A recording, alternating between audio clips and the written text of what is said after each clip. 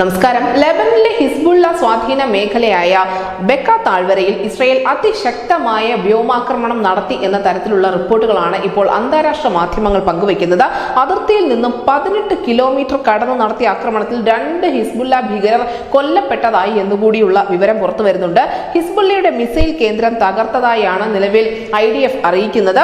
ഈ മേഖലയിൽ നിരീക്ഷണം നടത്തിയിരുന്ന ഇസ്രായേലി ഡ്രോൺ ഹിസ്ബുള്ള വീഴ്ത്തിയതിന് തൊട്ട് പിന്നാലെയാണ് ഇസ്രായേൽ സൈന്യത്തിന്റെ ഭാഗത്ത് നിന്നും ഈ കടുത്ത വ്യോമാക്രമണം ഉണ്ടായത്.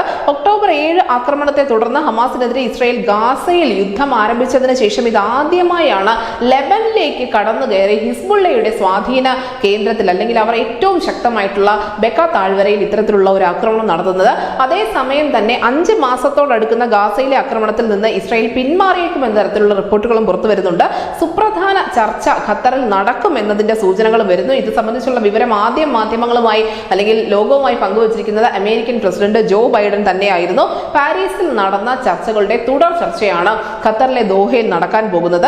ഇസ്രായേലിലെ ചാര സംഘടനകളായ മൊസാദും ഷിൻബത്തും ഉൾപ്പെടെയുള്ള സംഘടനകളുടെ നേതാക്കൾ ദോഹയിൽ എത്തുമെന്ന വിവരങ്ങളുമുണ്ട്. മാത്രമല്ല പാരീസിലെ ചർച്ചയിൽ പങ്കെടുക്കാതിരുന്ന ഹമാസിന്റെ നേതാക്കളും ദോഹയിലേക്ക് എത്തും എന്ന് തന്നെയാണ് വരുന്ന സൂചനകൾ. എന്തായാലും ഈ പ്രതിനിധികൾ എല്ലാവരും തന്നെ ദോഹയിലേക്ക് ഒത്തുചേർന്ന് ഒരു ചർച്ച നടത്തുമ്പോൾ തീർച്ചയായും അത് യുദ്ധം അവസാനിക്കാനുള്ള ഒരു സൂചന നൽകുന്നുണ്ട് എന്ന് തന്നെ വേണം മനസ്സിലാക്കാൻ. പ്രത്യേകിച്ചും റമദാൻ നോമ്പ് അടുത്തിരിക്കുകയാണ്. അടുത്ത മാസം തന്നെ റമദാന്റെ നോയമ്പ് തുടങ്ങുകയാണ്.